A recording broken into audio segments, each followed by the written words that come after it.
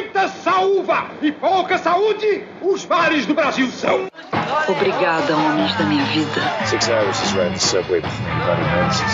Suppose if I had to choose between the true version and an elaborate one involving a fish. Eu não quero ser seu amigo. Screaming Jay Hawkins and he's a wild man. Eu sou fônio, mas eu era um peixe. Zed's dead, baby. Zed's dead. Silly Caucasian girl likes to play with samurai swords. Ok, corta. Hoje de noite, a gente vai ficar em casa vendo vídeo. Pra variar. Ele alugou uns filmes napolitano que quer me mostrar. Quais? Roma, Cidade Aberta e La Strada. La Strada. Na mesma noite? Uhum. Bom dia, cinéfilos. Estamos aqui no mais novo episódio do podcast Ponto Cego. Eu sou o Thiago, seu apresentador, e junto comigo está... João Neto. E também... Oi, pessoal, eu sou o Jonathan. João, você já esteve aqui em várias oportunidades, né? Mas este pode ser o primeiro episódio que alguém escuta. Você gostaria de se apresentar de novo pra gente? Claro, olha, meu nome é João Neto, eu tenho 30 anos, sou formado em jornalismo e letras, hoje eu sou professor, estudo cinema por conta já tem um tempo, tenho uma página de cinema no Instagram, que é o Cineratos, e sempre que eu posso estou por aqui para contribuir nas nossas discussões dos nossos pontos cegos. E você, Jonathan, você também já esteve aqui também em várias oportunidades, né? Mas como eu falei no caso do João, esse pode ser o primeiro episódio de alguém. Você poderia se apresentar de novo? Claro. Bom, eu sou o Jonathan. Eu também, assim como o João, estudo cinema por conta. E estou aqui, sempre comentando sobre os filmes no Ponto Cego. Ô, Jonathan, você viu algum filme bacana essa semana que você gostaria de indicar para os nossos ouvintes? Bom, essa semana, hoje, para ser mais exato, eu estava procurando aqui nas pastas dos filmes que eu tenho e eu acabei encontrando um curta do Stan Brakhage chamado Window Water Baby Movie, que é basicamente o Stan Brakhage registrando o parto do primeiro filho dele, né? E é um filme bastante, assim, íntimo e pessoal do diretor. Ele filma os primeiros momentos de vida do filho, né? E filma a esposa grávida. É um filme muito bonito, assim, me tocou bastante, assim, a forma como o Stan Brakhage, ele usa as imagens dele, né? A forma como ele filma as cenas é bastante poderoso, assim, é um filme que exala a vida, né? Então, que, né, registra o nascimento de uma. E é um filme que o Stan Brakhage é um dos meus diretores favoritos, e esse é um dos grandes filmes dele, assim, é um filme, talvez o filme mais pessoal dele, por assim dizer. E é um filme que eu gosto bastante. É um curta, ele tem uns 13 minutos. E é um filme... Nossa, eu adoro esse filme. Eu tô pra ver esse filme já tem uns 2 anos. Se você olhar lá no meu Letterboxd, eu botei pra assistir ele há 2 anos atrás, mas eu não tive oportunidade de assistir. Aí preciso ver também, porque nem conheci o curta. Eu adoro, assim, é muito bom. O Stan Brakhage, acho que eu sempre tento ver alguma coisa dele, assim... Principalmente porque tem um filme bastante curtas, né? E é um diretor que eu tô apaixonado, assim. Eu só vi o For Marilyn dele. Nossa, esse filme também é ótimo. Uhum. E você, João, você viu alguma coisa legal essa semana que você gostaria de indicar pra gente? Vi sim, cara. Vi um filme que acho que entrou pra minha lista de favoritos da vida. É um filme chamado A Lenda do Pianista do Mar. É um filme do Giuseppe Tornatore. Para quem não conhece, ele fez Cinema Paradiso, que é um filme incrível também. E aqui ele vai acompanhar um garoto que vai nascer em pleno alto mar. Ele nasce dentro de um navio e ele ganha o nome do ano em que ele nasceu, que é 1900. Ela vai crescer então no mundo que está completamente ambientado, né, nesse navio, né? Então tudo o que ele conhece é o que existe no navio e o mar, obviamente. E ele vai ser criado ali por um dos funcionários do navio, até que esse funcionário acaba falecendo e ele acaba vivendo por conta própria ali. Nesse momento em que ele cresce, né, ele passa a desenvolver... Ele tem um talento nato para música, para o piano, e ele passa a desenvolver esse gosto e passa a desenvolver esse talento de forma muito incrível, assim, uma coisa que acaba chamando a atenção de todo mundo, né?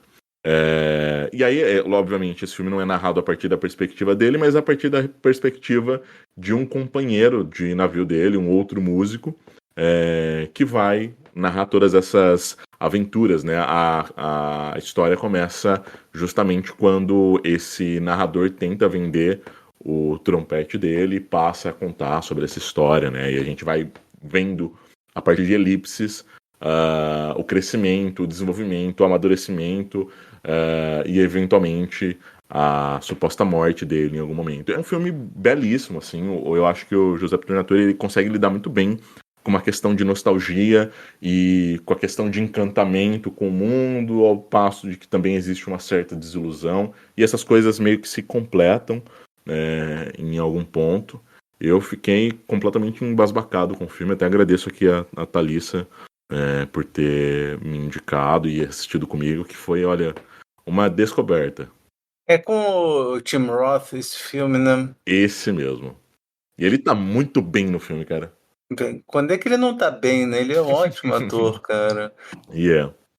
Eu até tava lembrando, ele tem uns filmes que são muito bons, assim. Tem um filme que não é tão conhecido dele, chamado Rosencrantz e Guildenstern Estão Mortos, que é muito bom, assim. É ele e o Gary Oldman fazendo o Rosencrantz e o Guildenstern, né? Que são esses dois personagens minúsculos do Hamlet, do Shakespeare, né? E o filme conta, né, o que eles ficam fazendo enquanto a história do Hamlet se desenvolve, porque eles só tem 2 cenas no Hamlet. E aí o filme conta o que eles ficam fazendo, né? Eles ficam debatendo filosofia, essas coisas assim, né? Enquanto esperam a serem chamados, né? Para participar das cenas, né? Ah, que massa, mano. É muito bom, assim. Cara, eu já quero muito ver esse filme. Mas, voltando. Para me preparar pro episódio de hoje, eu vi muitos filmes do Johnny To, que é um dos diretores sobre os quais a gente vai falar. Né? Mas um que, na verdade, foi uma revisita, né? Eu reassisti a esse filme, que foi o Sparrow, de 2008.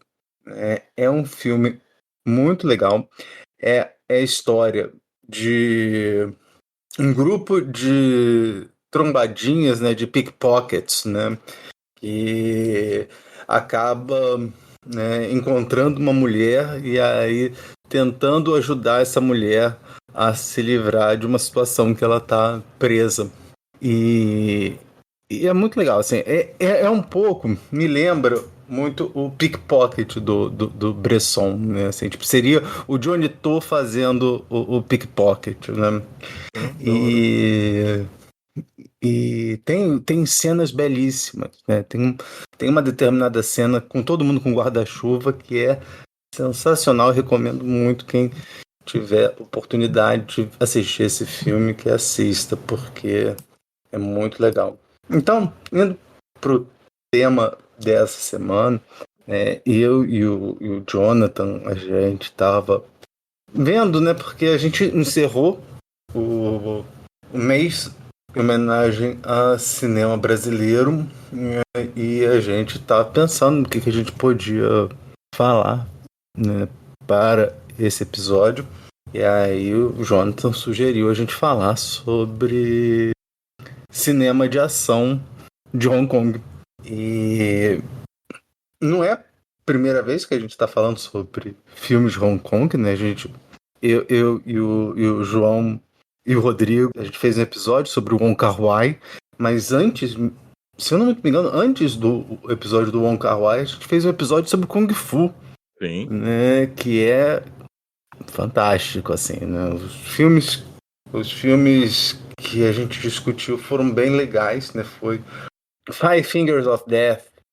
5 Dedos da Violência. 5 Dedos da Violência. Né? E o Mestre da Guilhotina Voadora, que tem o Dalsin. Sensacional, sensacional. Saudade, aliás. Você chegou a ver esses filmes, ô Jonathan? Não conheço.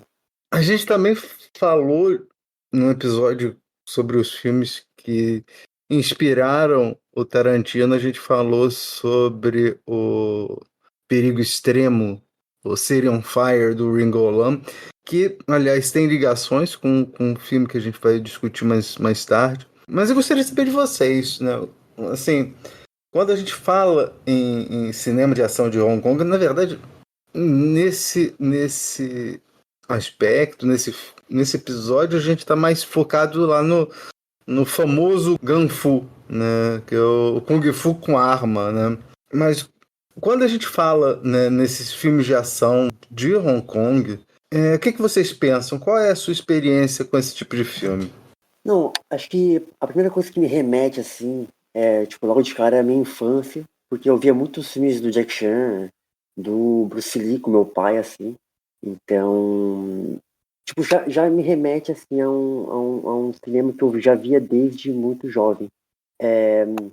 E eu adoro, assim, porque eu acho que o cinema de ação, não só o cinema de ação, assim, mas principalmente o cinema de ação de Hong Kong, sei lá, pra mim existe uma certa, sei lá, algo que vai além do real, assim, tá? Porque se a gente pega um filme de ação americano, ele sempre tenta, sabe, um pé mais no realismo, enfim, não que seja um problema isso, mas e aqui, tipo, acho que justamente por misturar esse elemento da arma com o Kung Fu, eu acho que cria uma combinação e um estilo bastante único e peculiar, assim, e cenas de ação maravilhosas. Então, o cinema de ação de Hong Kong, tanto enfim, com armas, até mesmo o cinema mais de arte marcial, eu sempre gostei bastante, assim, sempre me despertou bastante interesse, assim, é um cinema que eu sempre tento descobrir coisas, mais coisas, e para poder sempre ver coisas novas, né?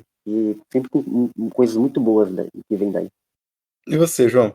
No meu caso, eu acabei sempre comentando, né, quando a gente vai para esses filmes, que eu tinha um tio, meu tio Elias, que era fissurado em cinema de ação de forma mais geral, né, mas que era muito fã também dos filmes de ação chineses, né. Então, a minha introdução nesses filmes foi justamente com esse meu tio. Eu lembro de ter alguns finais de semana em que a gente ia alugar alguns filmes juntos, e ele sempre ficava muito no meu pé, assim, pega esse aqui, que esse filme aqui é muito bom. E acho que foi onde acabei pegando algum certo gosto, assim. Acho que quando eu penso em filmes de ação que envolvem, né, essa coisa da máfia, da polícia, sempre me vem Police Story, né, ou a sequência de filmes do Police Story, que acho que foram filmes muito marcantes pra mim. E obviamente a grande estrela máxima da minha infância, que foi o Jack Chan. Então, pra mim é sempre um gostinho muito familiar poder revisitar esses filmes, poder entrar em contato com esses filmes de novo. E foi parte fundamental, assim, da minha cinefilia. Acho que é um período que não dá pra desvencilhar de toda a experiência com os filmes que eu tive ao longo da vida. Eu falei dos episódios que a gente fala sobre Hong Kong, mas acabei esquecendo que tem conflitos internos também, que quando a gente foi falar sobre o Scorsese, sobre filmes que o Scorsese fez o remake, a gente fala sobre esses conflitos internos, que é o filme que inspirou o Infiltrado. Sim. E que eu honestamente acho o original até melhor que o do Scorsese. Não que o do Scorsese seja ruim, mas não sei, eu gosto mais do original. O original eu ainda não vi, e o do Scorsese eu não curto muito, eu confesso que é um dos Scorsese que eu menos gosto, assim. E foi por isso que ele ganhou o Oscar, né, ou não? Foi por isso. E, poxa, esse filme tem o Andy Lau e o Tony Leung, sabe? E o Anthony Wong também, né? Que a gente vai ver, o Eric Tsang. Só gente boa nesse filme.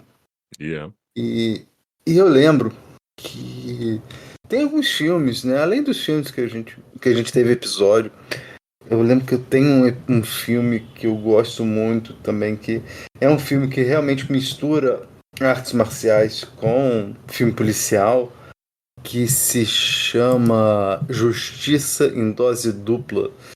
O nome em inglês é Yes, Madam.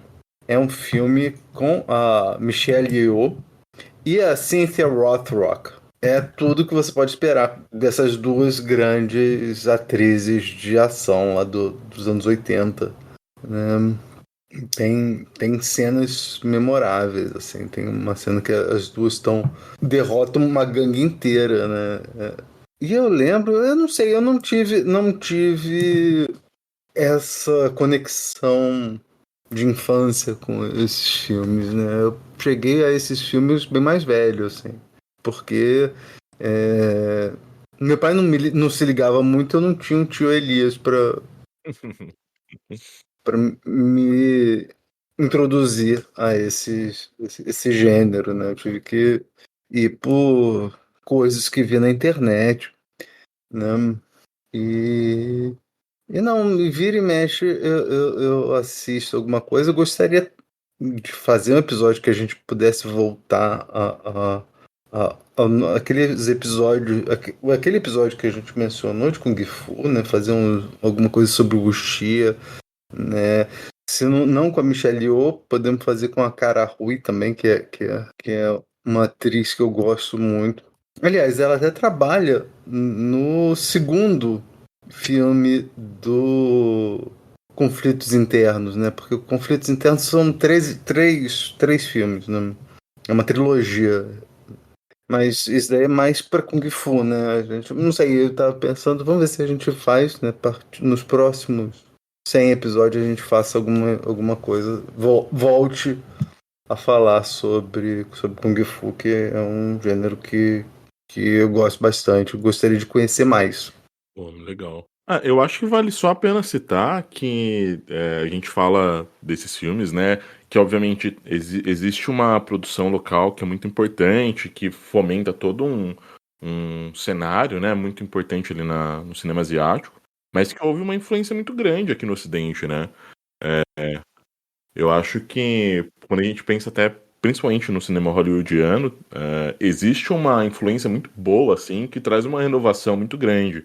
Como o Jonathan havia comentado, existia uma ideia de obrigação ali com o realismo, e que esse cinema, principalmente chinês, traz uma certa experiência que está muito mais ligada nos sentidos e nas possibilidades cinematográficas do que essa reprodução fidedigna da realidade, né? Tanto que tem muito diretor que vai vir produzir muitas coisas aqui no Ocidente. O John Woo, acho que talvez seja um dos nomes máximos, né? Sim.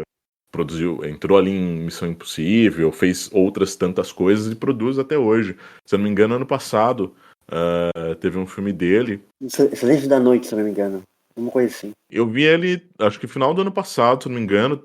É um filme que exala muito essa essência renovadora, né, do John Woo. Então, acho legal a gente perceber essa influência, né, e como isso acaba se perpetuando e acaba virando um processo de retroalimentação ali dentro do cinema ocidental. É bacana perceber isso.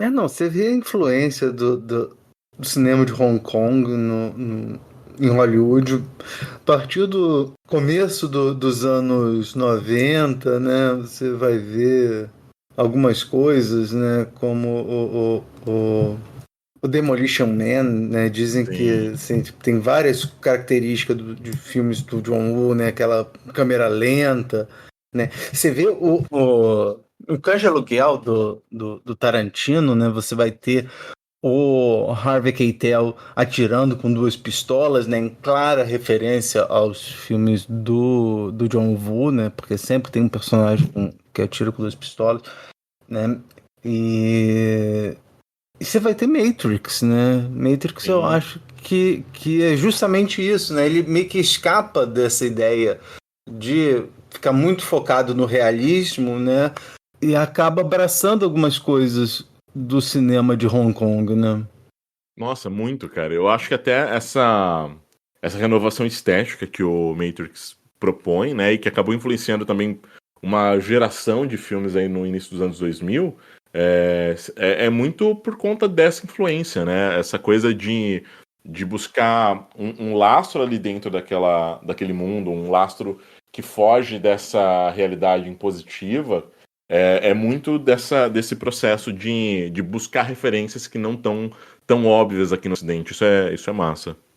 E também, tipo, mais recente, a gente tem tipo, o John Wick, né? Que é, tipo, um sucesso. E bebe muito desse cinema de Hong Kong, dessa, tipo, euforia, né? Tipo, cinema de Hong Kong, tem o cinema de Muay Thai, por exemplo, da Tailândia, tipo, Tony Jaa, tipo, é muita influência pra essa galera, né? Então, tipo, o John Wick, que é uma série bastante popular atualmente, pega muito referência desse cinema de ação de Hong Kong e, enfim, é um sucesso. Nossa, pra caralho. Você falou isso, Jonathan, me fez perceber, né? O John Wick, ele começa com um filme que, pra mim, ele parece muito mais contido, né? Ele não tem tanto interesse de expandir aquele universo a partir de uma mitologia dele. E a partir do segundo, ele já passa a tomar esse cuidado de criar algumas bases ali, alguns fundamentos que vão ser fundamentais para que esse mundo possa se expandir a partir dos próximos, e que está muito ligado, né, essa experiência do cinema asiático, né? Então, eu acho que isso vai tomando outras proporções ao longo dos filmes. Acho que o quarto filme talvez consiga evidenciar isso de forma ainda mais latente, né? E tem toda a questão da coreografia e do trabalho de câmera, que também acho que é muito herança desse cinema asiático.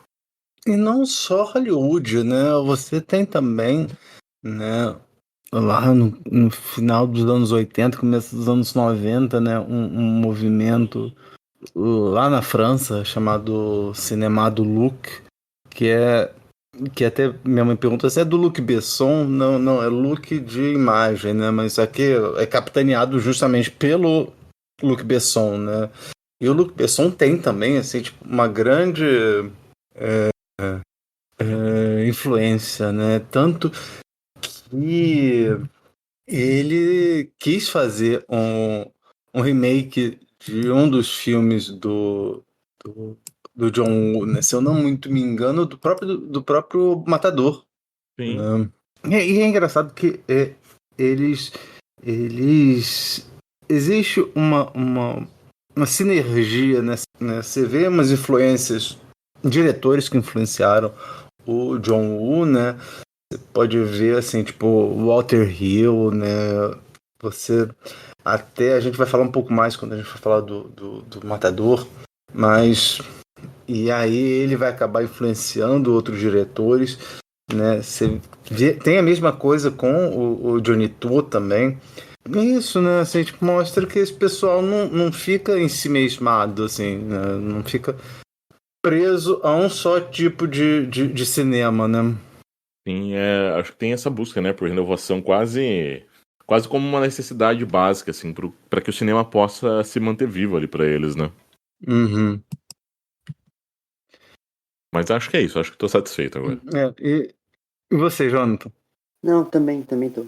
Então, vamos para os filmes. Agora que já falamos do tema, vamos recapitular as regras do programa. Todo programa, eu e minha co-apresentadora ou meu co-apresentador escolhemos um tema. Hoje foram filmes de ação feitos em Hong Kong.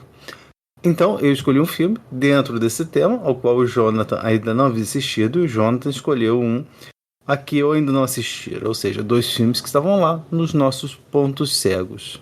Nós vimos os filmes e agora conversaremos sobre eles. Tiago, qual foi o filme que você escolheu para mim? O Matador, de 1989. Mas antes, o pessoal do Bolchecine tem um recadinho para vocês. Oi, eu sou o João. E eu sou o Gabriel. Queremos convidar vocês para ouvirem o nosso podcast, o Bolchecine. Lá a gente discute cinema sempre por uma perspectiva política. A gente faz análise, fala um pouco da história do cinema e a gente apresenta algumas cinematografias que às vezes são deixadas um pouco de lado pelo cânone do cinema. Procure então por Bolchecine em qualquer plataforma de áudio e nas redes sociais. O filme foi escrito e dirigido por John Woo. Estrelam o filme Chow Yun-fat, Dan Lee e Sally. Um assassino aceita o último trabalho para juntar a quantia que falta para o plano da cirurgia oftalmológica de sua namorada Jane, que lhe assegurou acidentalmente uma missão. Traído por seu contratante, ele acaba tendo de juntar forças com o inspetor designado para prendê-lo. Nasce aí uma sangrenta parceria. Essa sinopse vem do site Adoro Cinema. Bom, acho que O meu primeiro contato com o cinema do John Woo foi com o Fervura Máxima, que é um filme que ele faz depois do Matador. Não sei se é o filme seguinte, acho que é 1 ou 2 filmes depois do Matador. E é um filme que eu adorei, assim. Eu lembro que eu assisti ele com a minha namorada e ela estava tão empolgada quanto eu assistindo o filme, porque é um filme de, acho que um pouco mais de 2 horas, e são 2 horas de tiro o tempo todo, explosão, e enfim, e é um filme que eu fui assistir o The Killer esperando algo semelhante, assim, né, principalmente pelo que as pessoas falavam. Algo que me chamou a atenção logo de cara no filme foi, como eu já tinha uma certa experiência ali com o Fervura Máxima, eu fui assistir o Matador com uma certa ideia sobre o que era o cinema do John Woo. E o filme, nos primeiros minutos, assim, já me entregou aquilo que eu esperava que fosse, sabe? Essa ação frenética, essa ação meio que até irreal, né? Dos personagens pulando e várias explosões. E eu gostei bastante, assim, principalmente como o filme, ele, de certa forma, tem uma certa semelhança com o Hit do Michael Mann, né? Porque esse filme do policial e do assassino, no caso do Hit, do policial e do ladrão, né? Que fica o filme todo um atrás do outro e rola esse bromance, assim. E acho que o John Woo utiliza dessa ideia para criar essa união entre os dois personagens, né? Porque eles estão ligados um com o outro por conta das suas profissões, né? Esse cinema do John Woo, né? O cinema de Hong Kong no geral, ele é carregado, né? Por esse melodrama. Eu até tinha comentado, Filipe, que é um melodrama carregado por cartuchos infinitos, né? Tipo, e acho que é isso que move esse cinema, né? Essa intensidade, esse balé coreografado, bem coreografado da ação. E aí tem essa personagem, né, que é a Jenny. Ela é cega e ela meio que fica dividida entre esses dois personagens, né? Apesar dela ser a namorada do protagonista, ela ainda fica dividida entre esses dois personagens, justamente porque, por ela ser cega, ela não tem uma certa ciência sobre a intenção dos personagens, né? Tanto que quando eles se apresentam como amigos antigos, estão ali para resolver pendências, e ela é colocada no meio desses dois personagens. Então, eu gostei bastante. Acho que o Chon e o Fat tá perfeito no filme. Eu gosto bastante dele. Ele é um dos meus atores favoritos, assim. Tem outro filme dele com o John Woo, Better Tomorrow, que é um filme que eu quero muito assistir. E, enfim, eu adorei o filme. Ué, mas eles não eram amigos de infância? Eles tinham até apelido, um era Mickey Mouse, outro era Dumbo. Não, eles não se conheciam, né? Gostaria de saber do João, o que o João achou, se você já tinha assistido esse filme. Não, olha, foi meu primeiro contato com esse filme. Tinha visto outras coisas do John Woo. Curiosamente, vi Fervura Máxima no final do ano passado, se não me engano, que eu adorei. Mas assim, eu gosto desse filme, não é um dos meus filmes favoritos do John Woo. Acho que tem outros filmes que eu acabo tendo um carinho maior, mas não é um filme ruim. Eu acho que esse é um filme que acaba fugindo um pouco de um ponto que é muito central, acho que na filmografia do John Woo, que é um apreço coreográfico na forma como ele vai construir as cenas, na forma como a ação acontece. Mas tem um motivo para ele abrir mão disso, né? Para mim, parece muito que ele está mais interessado em questões que estão interiorizadas ali nesses personagens, né? Em intrigas que estão interiorizadas nesses personagens, ainda que ele não vá abrir mão completamente dessa questão coreográfica, né? Eu acho que ele faz uma troca que é justa, né? Tem as intrigas que são interiorizadas e também tem uma questão da violência, né? E existe algum tom de coreografia nessa violência também que acaba justificando essas escolhas muito conscientes na forma como ele vai construir o filme dele. O filme ele parte de um plot que é muito básico, muito banal, até a gente vê isso talvez com muita facilidade no cinema de ação, mas não é um filme que vai cair no genérico, né? Eu acho que a grande diferença aqui é que a gente tem um bom diretor que sabe como trabalhar isso. A coisa da história, do matador, que vai cegar acidentalmente a cantora e acaba se apaixonando, né? Que é um erro crasso, porque aí um matador que supostamente não tinha calcanhares de Aquiles, agora tem um, e facilita a vida do investigador que está atrás dele. É muito um plot muito básico, né? Mas eu acho que a forma como o John Woo vai trabalhar isso ao longo da trama é que acaba diferenciando.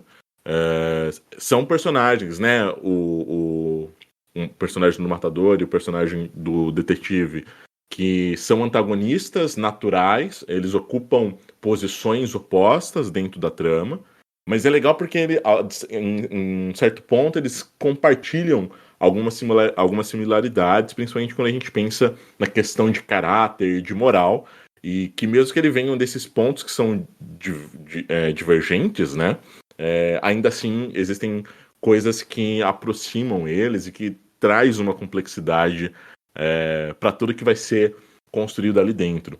Então, assim, gosto de como o John Woo trabalha esse filme, gosto de que ele tem um apelo meio piegas pelo melodrama ali, que para mim acaba caindo muito bem dentro do filme, né? Acho que até a trilha sonora acaba ajudando a ilustrar muito esse tom mais piegas, e que funciona. Ele emula uma certa sinceridade nessa coisa mais espalhafatosa, nessa coisa mais histriônica, que acaba casando com a forma como ele vai trabalhar toda a trama, trabalhar a maneira como ele vai construir esse filme, né?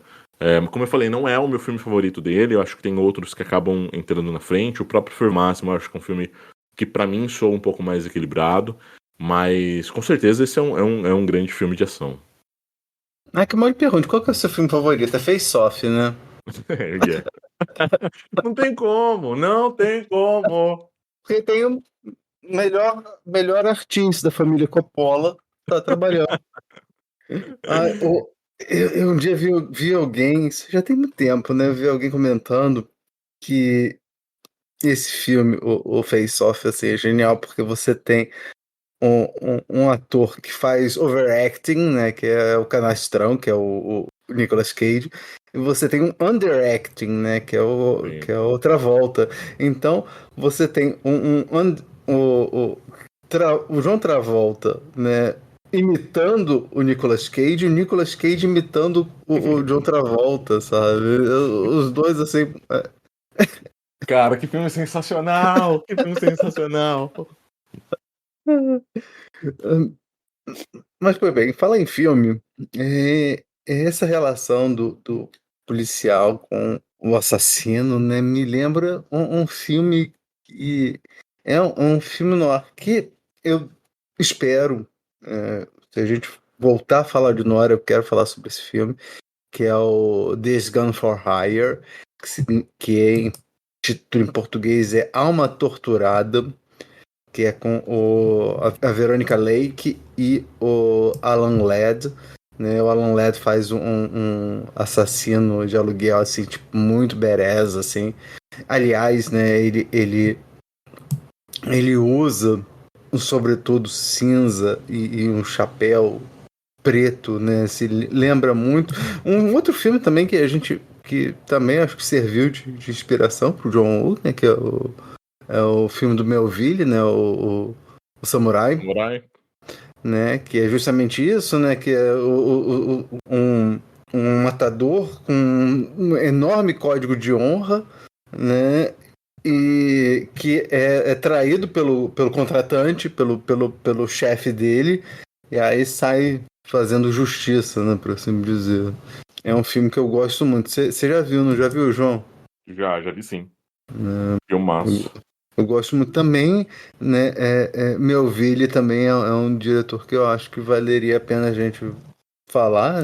Eu acho que a gente só falou dele quando a gente falou do Ledoulos, né? O Técnicas de um Delator, né? Mas eu gostaria de trazer ele de volta em algum episódio. Esse filme, né? Ele tem as características dos filmes do John Woo, né? Aquele troço de duas pistolas, como eu falei, né? O cara tirando com duas pistolas, né? Akimbo, né? Que eles falam, né? E a munição não acaba nunca.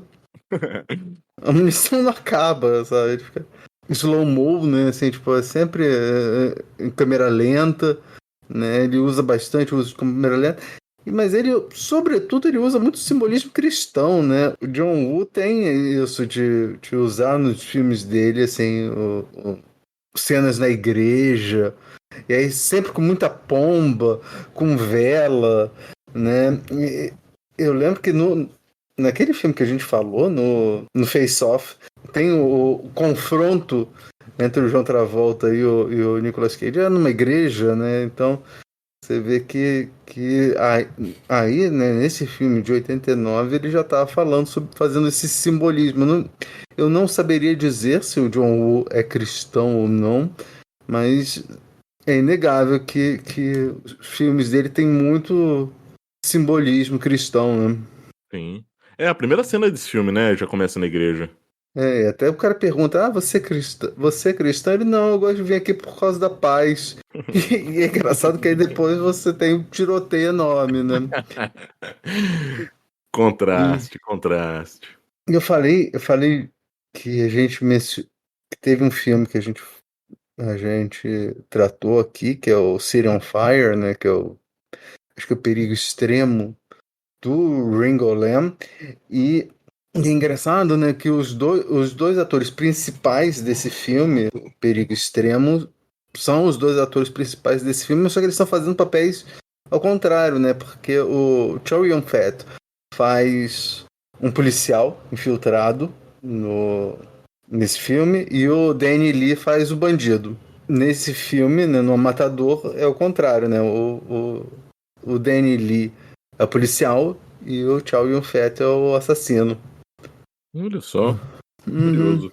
Né?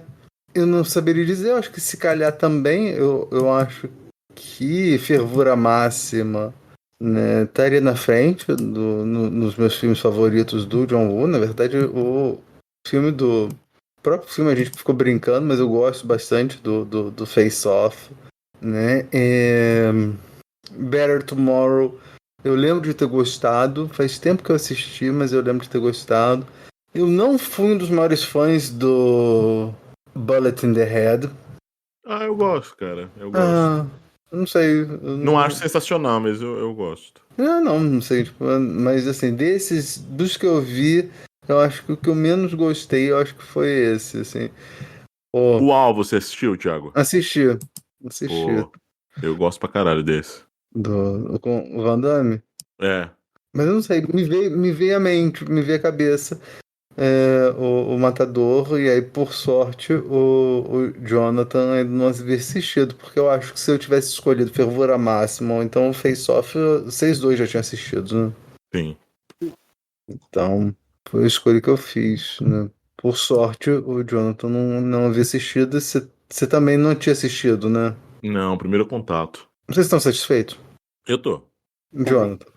Algo que eu me lembrei, eu até tinha comentado naquele episódio sobre o Barravento e sobre a grande cidade, que o cinema marginal, assim como o cinema de Hong Kong, tem uma cidade muito viva, né? E aqui não é diferente. A Hong Kong aqui sabe, é muito...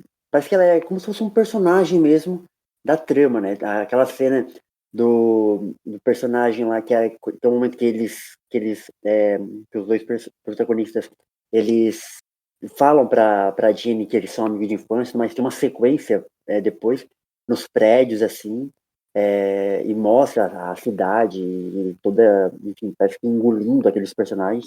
Então eu acho muito interessante como no cinema de Hong Kong, assim, tinha um cinema de ação dos anos 90 e tem esse aspecto da cidade ser praticamente um personagem ali da trama, né?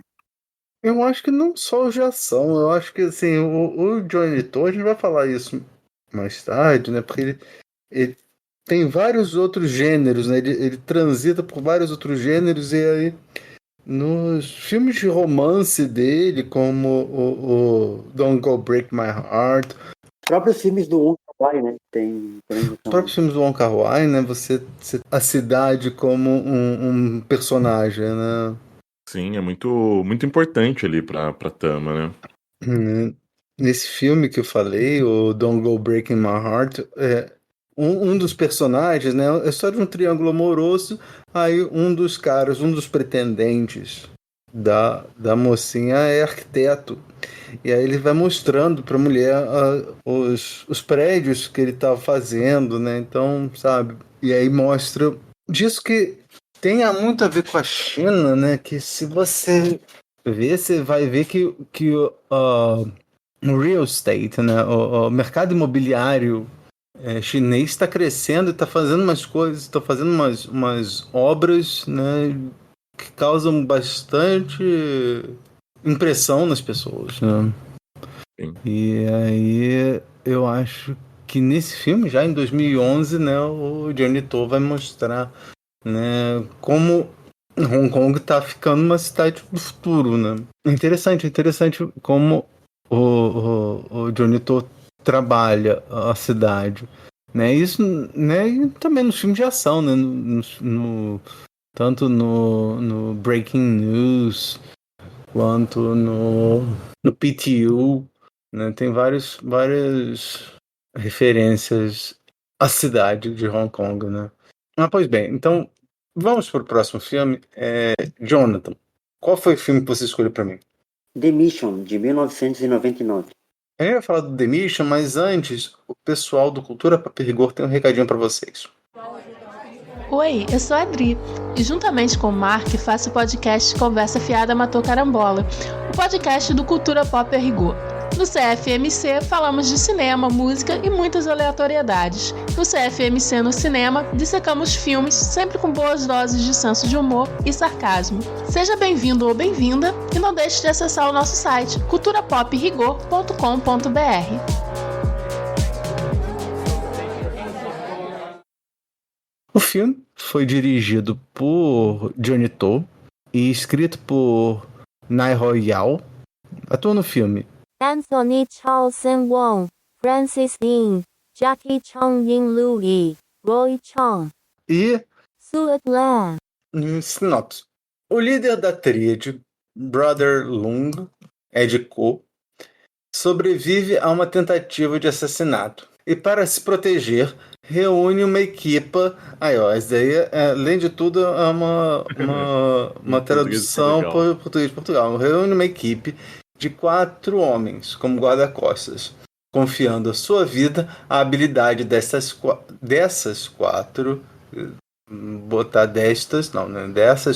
personagens.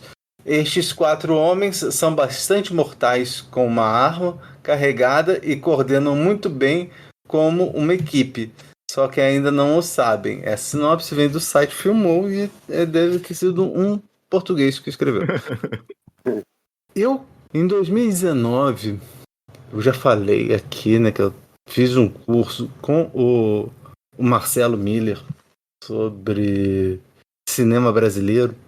E aí a gente estava conversando e aí ele falou assim, não tem um diretor, eu acho que você vai curtir, que é um diretor, né, de Hong Kong, que faz muito violência, muito estilizada, né, e eu acho que você vai curtir, né, que é o Johnny To. Aí eu vi alguns filmes dele e aí busquei assistir todos os filmes que estavam disponíveis. Tinha alguns filmes que estavam disponíveis na Netflix, e eu assisti, né? Assisti o Exiled, assisti Drug War, assisti Election, assisti Sparrow, que eu mencionei mais cedo, né? O Full Time Killer, né? O Office. Assisti vários filmes dele e, por questão do destino, eu acabei não assistindo The Mission. E esse foi meu primeiro contato com o filme. E eu vou te dizer que gostei, né? Eu gostei. O filme, eu acho que ele se vale muito dos personagens, né? Dos atores, o talento dos atores, né? Eu vi em algum lugar que os atores, os personagens não falam muito, né? Eles são meio que monossilábicos, né? Você vê o talento que tem esses 4 atores, né? Que fazem personagens que eles não se conhecem, né, direito, mas aí eles acabam tendo que trabalhar junto. São 4? Não, é o Curtis, é o James, é o Mike. Não, são 5 personagens, né? É o Roy e o Shin. São 5 personagens. Aí, ó, mais um outro do o Tuga lá do filme errou. São 5 personagens. Mas aí você vai vendo esses 5 personagens, como esses 5 personagens interagem entre si, né? Eu acho que é muito na relação desses 5 personagens que o filme cresce bastante para mim. Assim, eu gosto muito desse filme. É interessante que o filme ele é da Milky Way. Eu fiquei vendo os filmes do Johnny To e aí ficava vendo que era o estúdio que fazia o filme era essa Milky Way. Aí você descobre que a Milky Way é a produtora do Johnny To. No IMDb fala que o roteiro é do Yao Nai Roy, mas se você vai nos créditos, diz que é dele, né, desse Yao Nai Roy, mas também do time criativo da Milky Way, né, como se a Milky Way tivesse um grupo para elaborar os roteiros. E eu gostei, assim, é aquilo, né? Você tem esses 5 personagens e tem algumas cenas que me chamaram muita atenção, assim, as cenas de ação, né? Aquela primeira cena, né, na rua, porque assim, a história é que esse chefe está correndo risco de vida. E aí ele junta um grupo de assassinos quer dizer, um grupo de bandidos para ajudar ele, né? Na verdade, assassino não sei, mas assim, e cada um tem a sua meio que profissão, né? Você tem o Mike, que é cafetão. Você tem o Curtis, que é cabeleireiro. Você tem o Roy e o Shin, que são meio que gangsters mesmo, assim. Eles têm um bar, né, se eu não muito me engano. Até logo no começo, né, você tem a polícia chegando, falando assim, se você não falar o que está acontecendo, a gente vai vir aqui todo dia. Ele fala assim, ótimo, vai fazer meu trabalho por mim, né? Vai ficar muito mais seguro se a polícia vier aqui todo dia. E aí eu até tava achando que ia ter mais polícia, mas no final das contas a polícia meio que desaparece depois disso, né? Sim. Você tem o James, que é meio que solitário, né? Você vê que ele começa... O filme, na verdade, começa com ele, né? Ele lá dançando aquela maquininha de dança que tem nos fliperamas. Mas ele é o cara que arruma as armas, né? E aí ele junta esses 5 para fazer a segurança dele. E aí tem 3 cenas de ação, né? Que são 3 cenas que tentam fazer o atentado, né? Contra a vida do chefe. Né? E essas 3 cenas são muito boas, né? São muito, muito bem coreografadas, muito bem executadas, né? A cena do shopping center, né, que é a segunda cena de tiroteio, para mim a minha favorita, assim, né? Como é que o Johnny To faz os enquadramentos justamente para deixar, né, os personagens sem saber o que está acontecendo, mas a gente fica sabendo onde está todo mundo, né? Eu achei isso muito interessante.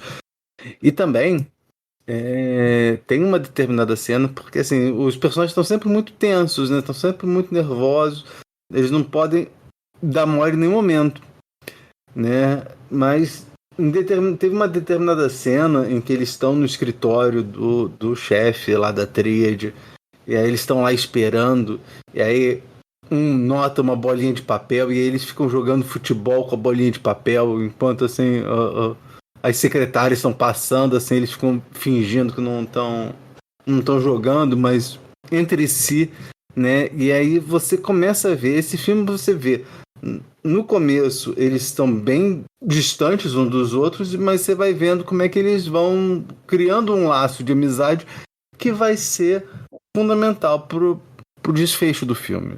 Uma das coisas que eu gosto muito desse filme também é a música, a trilha sonora também é bem legal, assim.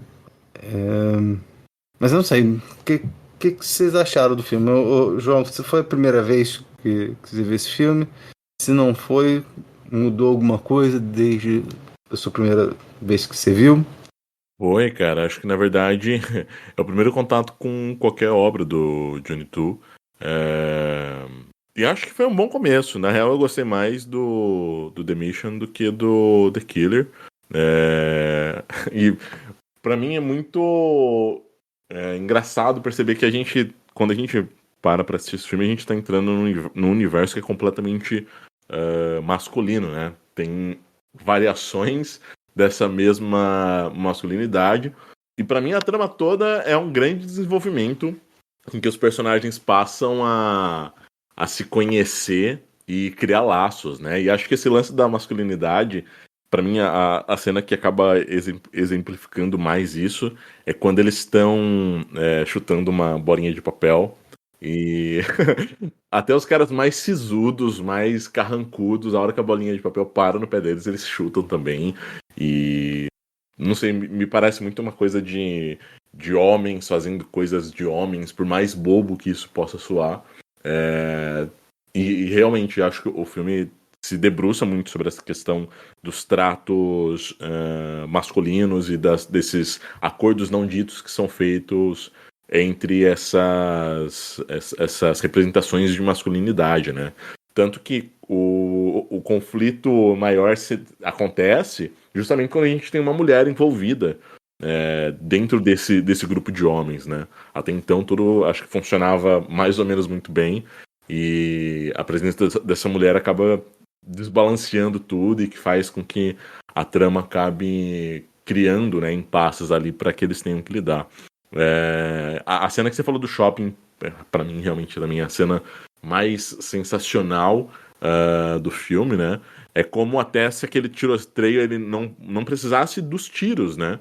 Ele precisa só daqueles personagens se movimentando entre os enquadramentos e esperando o momento certo de atirar. O que gera uma tensão muito grande, né, durante essa cena, né? E que mostra o quanto a edição ali e o trabalho de câmera são importantes para a construção dessa mise-en-scène, são importantes para a construção de tensão.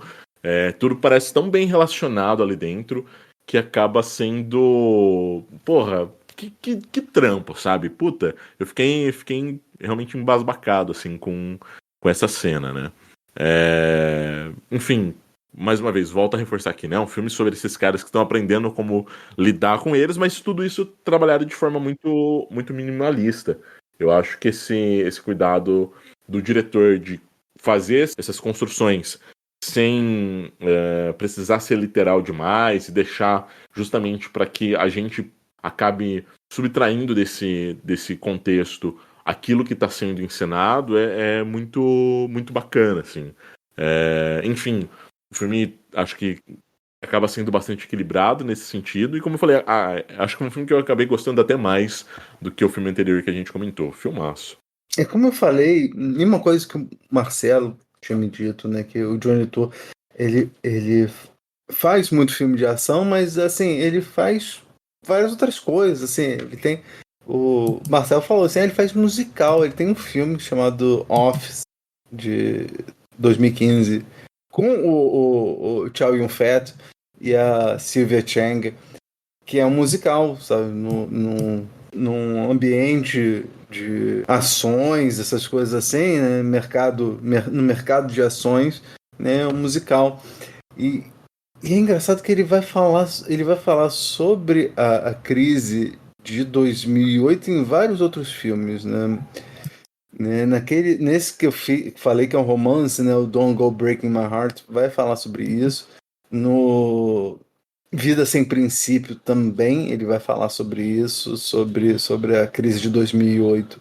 E é engraçado, é curioso que em 1989 o Johnny To fez um melodrama também com o Chow Yun-fat e a Sylvia Chang, assim, tipo, parece que é como se eles estivessem se reencontrando lá em 26 anos depois, né, nesse filme, nesse Office. Né? Mas, assim, os dois personagens não tem nada a ver, né? Os personagens não tem nada a ver com um com o outro, assim. Esse filme que eu falei, de 89, é tudo sobre a Long, que é um melodrama sobre um pai solteiro, e aí a mãe do filho dele volta dos Estados Unidos, e aí quer a guarda do filho, e aí tem toda uma discussão sobre isso, sobre quem vai ficar com a guarda do garoto. Você viu esse filme, não viu, Jonathan? Vi, eu adoro esse filme. Inclusive, esse filme tem, pra mim, um dos melhores finais do Journey 2, assim. É um final bastante impactante. E, inclusive, até recomendo para quem assistiu esse filme e gostou. Tem um filme do Benny Chan chamado A Moment of Romance, que também tem essa ligação com motocicleta e tudo mais, e é bastante interessante também. Mas esse filme do Johnny 2, o Tudo Sobre a Long, foi um filme que eu assisti e eu não estava esperando esse lado mais melodramático, de drama mesmo, do Johnny 2, né? E eu me surpreendi bastante, assim, é um filme que eu adorei. O garoto que faz a criança, filha do Chow Yun-fat, é um baita do ator, né? Assim, tipo, muito bom, eu gostei muito dele, assim. Pra idade dele, né? Ele tá muito bem, assim. Eu acho que os três estão muito bem, né? O Chow Yun-fat tá muito bem. Esse filme, eu tenho certeza, se esse filme fosse feito hoje em dia, sei lá, nos Estados Unidos, ele ganharia, tipo, um Oscar bait, tipo, seria um Oscar fácil. Ah, seria Oscar bait. Não por, tipo, eu falo isso porque é o tipo de filme que a academia gosta, sabe? Tipo, um drama familiar com uma criança no meio e, enfim, seria, se Hollywood fizesse um remake desse filme hoje, independente de quem seria o diretor, eram, tipo, indicadas todas as categorias possíveis do Oscar fácil, assim. O que te levou a indicar esse filme e qual é a sua história com esse filme, o The Mission? Bom, o The Mission foi o meu primeiro contato com o cinema do Johnny To. Eu assisti ele ano passado e eu lembro que quando eu dei play no filme para assistir, eu não sabia nada da história e de cara a coisa que me impactou muito foi a trilha sonora do filme, que ela começa, enfim, ela joga na tua cara, assim, a trilha sonora, e ela é bem marcante, assim. Eu lembro que eu fiquei com ela na cabeça durante o filme todo e depois do filme eu me peguei durante várias vezes ouvindo ela. Porque é uma trilha muito chiclete, assim, ela gruda muito fácil. E eu adoro esse filme, assim, porque eu acho que pra mim um dos pontos altos desse filme é a química dos personagens, né? Porque tudo bem, a gente tem essa história do chefe ali da tríade que precisa dos guarda-costas, mas como funciona a química desses guarda-costas, né? Tipo, de cara eles não... Tipo, dos 5... Dois meio que são de fora do grupo, né, que é ele até fala, né, eu tô aqui com o Roy, e meio que ninguém dá bola pra ele, assim, aí o Roy chega e fala, Roy, tô aqui, enfim, e acho que a química dos personagens funciona muito bem, né, e a forma como o Johnny To posiciona esses personagens em tela, cria uma harmonia bastante interessante, assim. Tem até uma cena, eu acho que eu reparei isso só agora, né, nessa minha segunda assistida, que parece muito uma cena que foi improvisada, assim, que é uma cena em que eles estão na piscina e eles vão fumar um cigarro, assim, e o cigarro meio que explode. Acontece isso mais uma vez. Eles põem um fósforo dentro do cigarro. A reação do personagem aí, o nome dele... a questão do personagem é bastante espontânea, assim, do Curtis. Do Curtis? Sim. É bastante espontânea e eles meio que se olham entre si, assim, do tipo, putz, será que isso era pra acontecer mesmo? E o Curtis até pergunta, né, tipo, você tem outro cigarro aí? E eles dão risada, tipo, acho que foi uma piadinha do próprio ator, assim. Não sei se foi gravado essa cena, enfim, foi uma ideia genial, mas se foi improvisada, enfim, melhor ainda, né? E eu gosto muito como o filme, durante toda... por o filme ser muito fechado nesse grupo, né? E meio que tudo fora desse pessoal meio que suspeito, né?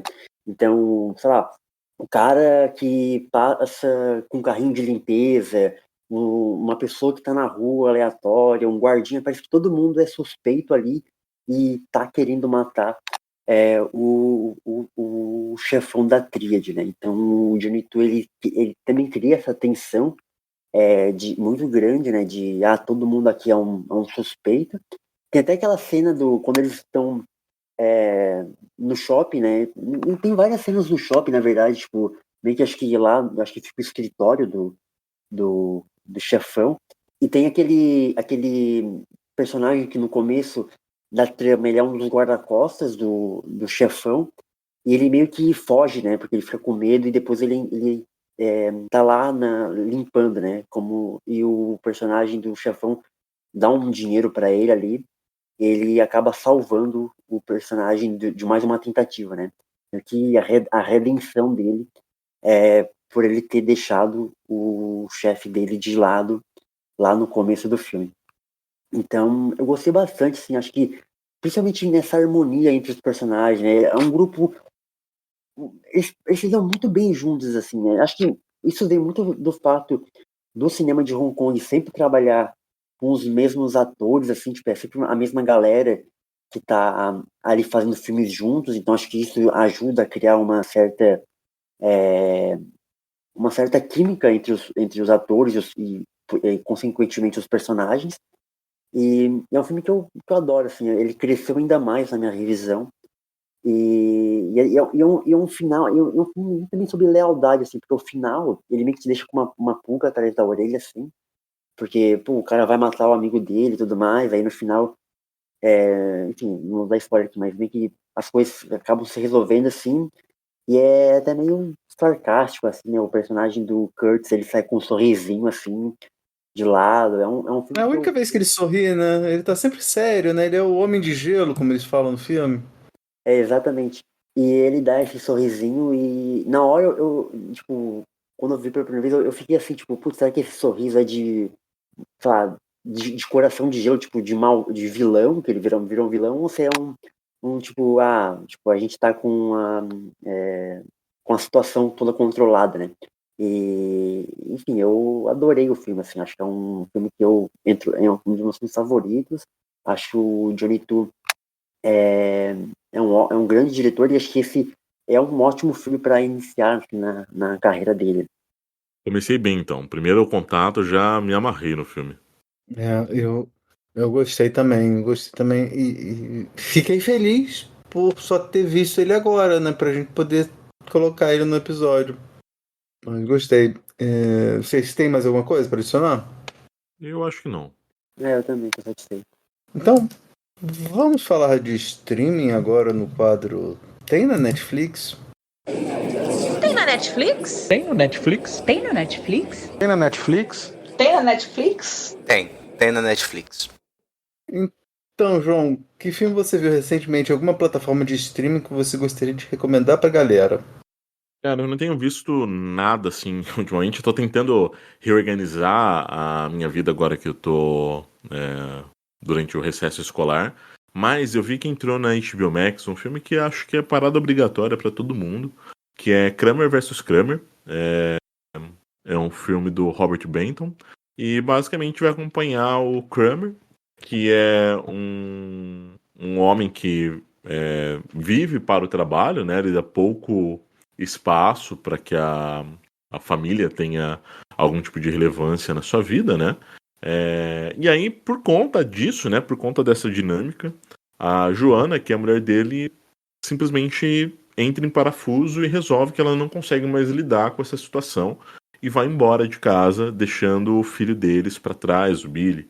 E aí é o momento em que o Kramer, o Ted Kramer, precisa lidar e aprender a como criar uma criança e criar vínculos reais, verdadeiros, né? E existe todo um trabalho emocional e de dedicação que é preciso aprender a fazer e que ele vai se dedicar realmente a isso. Quando aparentemente as coisas encontram um ponto de equilíbrio, encontram um ponto de estabilidade, a Joana ela volta e tenta reaver a guarda do filho, e aí entra um grande embate, um embate legal, né, pela custódia do garoto. É um filme emocional, lindo, tem o Dustin Hoffman, tem a Meryl Streep, então acho que já vale muito por esses dois nomes. Eu lembro que quando eu vi ele eu fiquei muito encantado, era um filme que eu já tinha ouvido falar algumas vezes, já tinha sido indicado por algumas pessoas, e pra mim foi uma experiência muito válida, então acho que vale a pena indicar, principalmente agora que tá fácil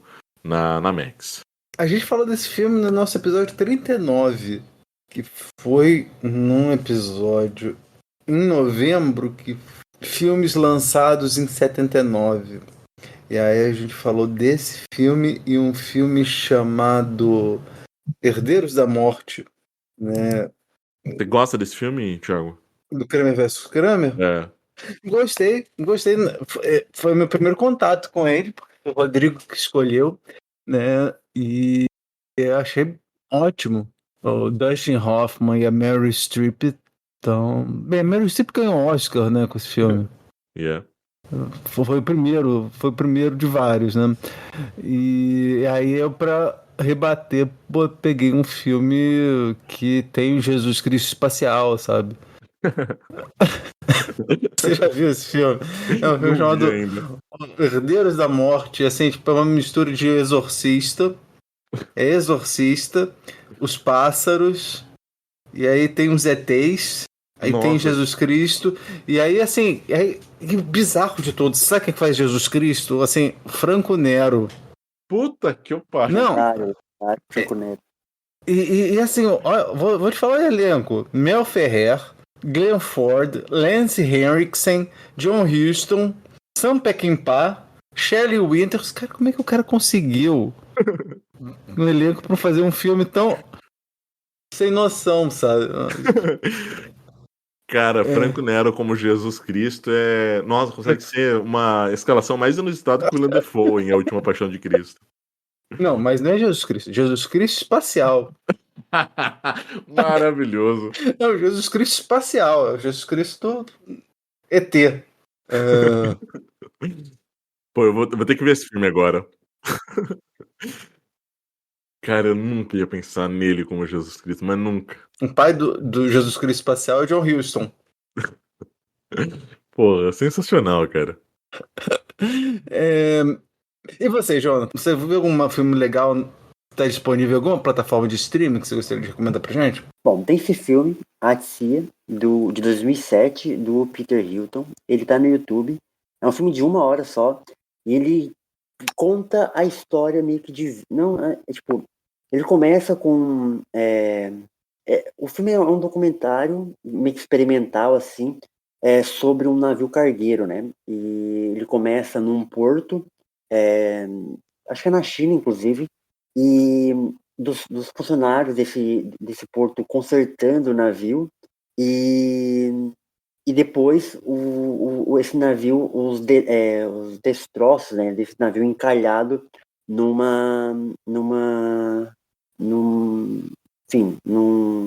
acho que é na Filipinas, se não me engano, alguma coisa assim.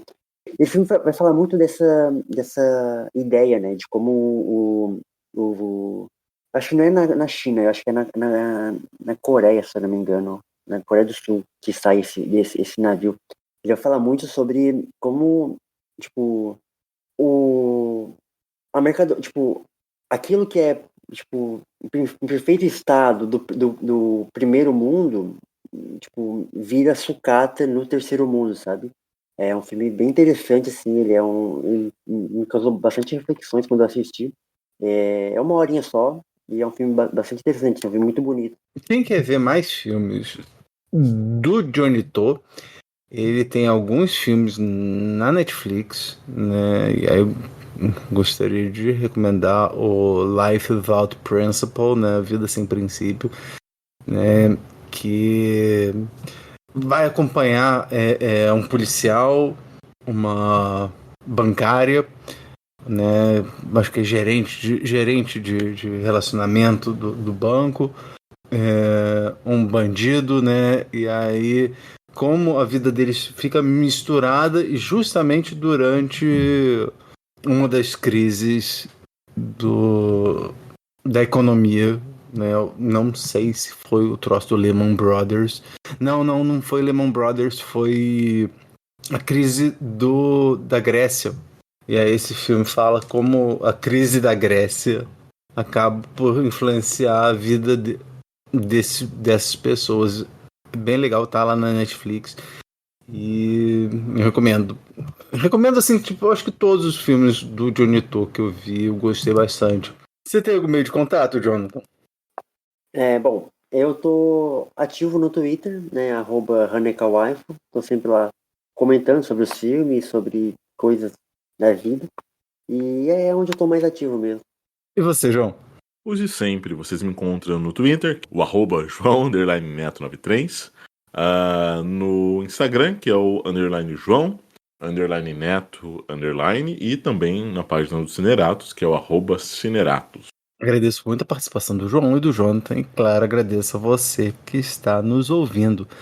Não se esqueça de mandar feedback para nós em podcast.cg@gmail.com. Aliás, a pessoa que resolveu colocar nosso e-mail num troço de spam, né?